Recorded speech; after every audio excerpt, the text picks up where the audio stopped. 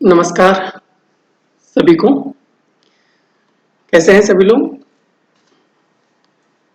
आशा है कि आप सभी स्वस्थ होंगे। मैंने पतंग कविता की व्याख्या का वीडियो बनाया था, आप सभी को ज़रूर पसंद आया होगा। आज हम पतंग कविता के शिल्प सौंदर्य पर चर्चा करेंगे।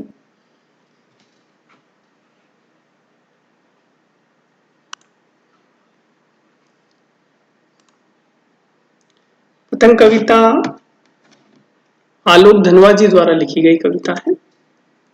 इसमें बच्चों की बाल सुलभ चेष्टाओं का वर्णन किया गया था। इस कविता के सबसे पहले बात करें तो भाषा शैली। कवि ने शुद्ध साहित्यिक खड़ी बोली का प्रयोग किया है। उन्होंने बिंबों का भी बहुत सुंदर प्रयोग किया। उनकी भाषा बहुत ही सरल सहज है। अलंकारों का सुंदर प्रयोग देखने को मिलता है। कवि की भाषा लाक्षणिकता से पूर्ण है, यानी लाक्षणिक भाषा का प्रयोग कवि ने किया है। छंद मुक्त छंद में लिखी हुई इनकी रचना है। अलंकार की बात करें तो सर्वप्रथम उपमा अलंकार, खरगोश की आंखों जैसा लाल सवेरा। यहाँ पर जो प्रातःकालीन सवेरा है, सुबह है, उसकी उपमा जो है खरगोश की लाल आंखों से दी गई है। उसे खरगोश की आंखों जैसा बताया गया है, इसलिए यहाँ उपमा अलंकार है। दिशाओं को मृदंग की तरह बजाते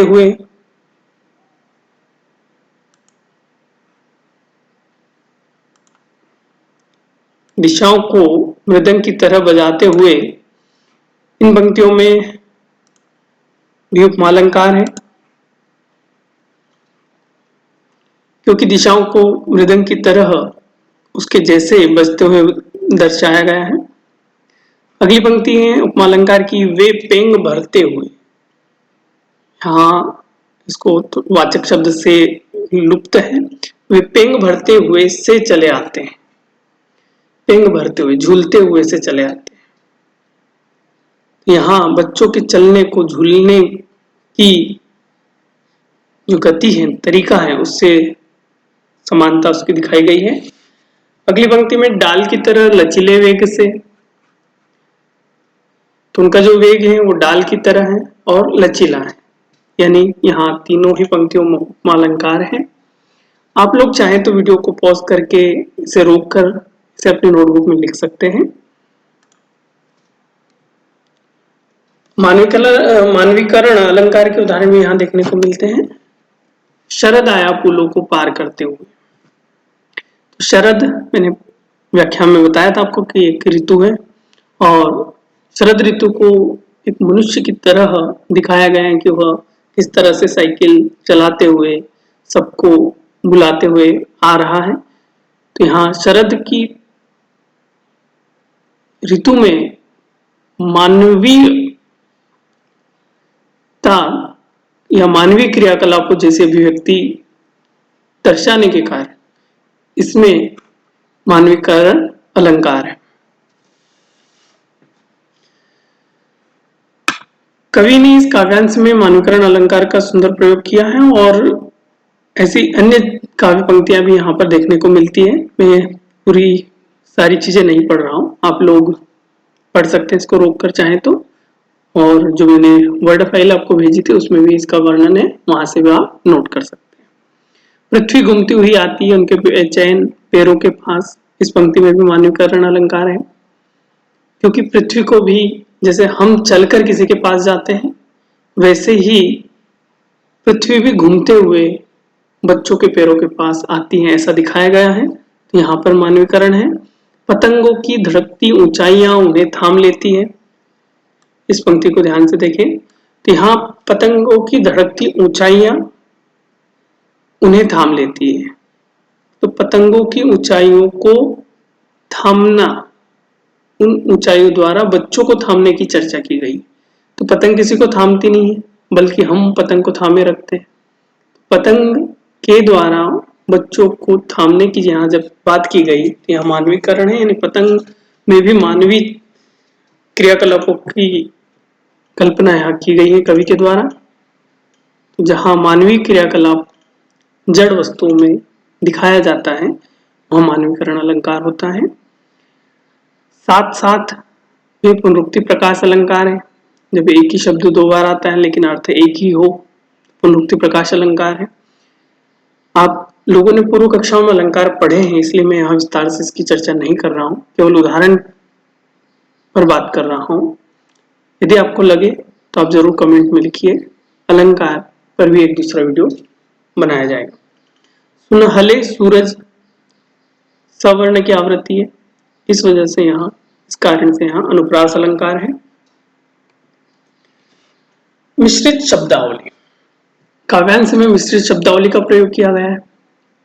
पृथ्वी, दिशा, मृदंग, संगीत आदि तत्सम शब्द है तथा नरम, अक्सर, सिर्फ, महज आदि उर्दू शब्दों का सुंदर प्रयोग किया गया है। इसके पश्चात यहाँ श्रव्य, दृश्य और स्पर्श बिंबों का भी प्रयोग देखने को मिलता है। बिंब का अर्थ चित्र से है जो हमारे मानस पटल पर उभरते हैं जब हम काव्य पंक्तियां पढ़ते हैं, और उन काव्य पंक्तियों को पढ़ने के पश्चात जो हमारे मन में चित्र उभर कर आता है उसे बिंब कहा जाता है। इसको भी विस्तार से पढ़ने की अलग आवश्यकता होगी, इसलिए यहाँ विस्तार से मैं नहीं बता रहा हूँ। तो दृश्य बिंब, जिन काव्य पंक्तियों से कोई चित्र हमें दृश्य की तरह दिखने लगे, जैसे पृथ्वी और भी तेज घूमती हुई आती है, पृथ्वी घूमते हुए आगे बढ़ रही है, ऐसे मन में चित्र उभरता है। उनके बेचैन पैरों के पास यहाँ दृश्य बिंब है। छतों के खतरनाक किनारे, जब इसकी चर्चा करते हैं तो हमारे मन में एक चित्र आता है छत का, उसके किनारों का, कैसे खतरनाक किनारे होते हैं। पतंगों की धड़कती ऊंचाइयां उन्हें थाम लेती महज एक धागे के सहारे, तो एक धागे की कल्पना आती है कि पतंग उड़ते हुए किस तरह से वह धागा उन बच्चों को थामे रखता है। तो ये चित्र जब हमारे मानस पटल पर उभर कर आते हैं तो इसे दृश्य बिंब कहते हैं। इसी तरह से बिंब श्रव्य बिंब होता है। श्रव्य बिंब में जब कविता पढ़ते हैं और किसी शब्द को सुनने का आभास होता है तो वहां श्रव्य बिंब माना जाता है। जैसे घंटी बजाना, घंटी बजाते हुए शरद आया, तो घंटी बजाने की काव्य पंक्तियां जब हम पढ़ते हैं तो हमारे कहीं न कहीं मन में घंटी के वो शब्द ट्रिन ट्रिन पले मानस पटल पर आते हैं और उसकी हम कल्पना करते हैं, इसलिए यहाँ श्रव्य बिंब है। दिशाओं को मृदंग की तरह बजाते हुए, दिशाओं को मृदंग की तरह बजाते हुए, मृदंग वाद्य यंत्र मैंने अपने वीडियो में दिखाया था आपको, ठीक उसी तरह से दिशाओं को बजाने की बात यहाँ की गई है। तो मृदंग की आवाज की यहाँ हमें एक अनुभूति होती है, तो यहाँ श्रव्य बिंब है। स्पर्श बिंब का अर्थ है जहाँ स्पर्श करने जैसी कल्पना मन में उभर कर आती है। तो स्पर्श बिंब छतों को नरम बनाते, इन पंक्तियों को पढ़कर हमारे मन में एक कोमलता का भाव सामने आता है कि किस तरह से नरम कोमल छत बन गई होगी। तो यहाँ स्पर्श बिंब का सुंदर प्रयोग देखने को मिलता है। इसी के साथ कविता में खतरनाक, सुनहले, तेज, बेचैन आदि विशेषणों का भी सुंदर प्रयोग कवि के द्वारा किया गया है। आप सभी को धन्यवाद। आप जरूर इस वीडियो को देखें और आपके सुझाव सादर आमंत्रित हैं। आप YouTube पर कमेंट करके अपने सुझाव जरूर दीजिए, और इससे संबंधित अन्य जो वीडियो आपको आवश्यक लग रहे हैं उन्हें बनाने के लिए भी आप कमेंट में लिख सकते हैं। धन्यवाद। आपका दिन शुभ हो।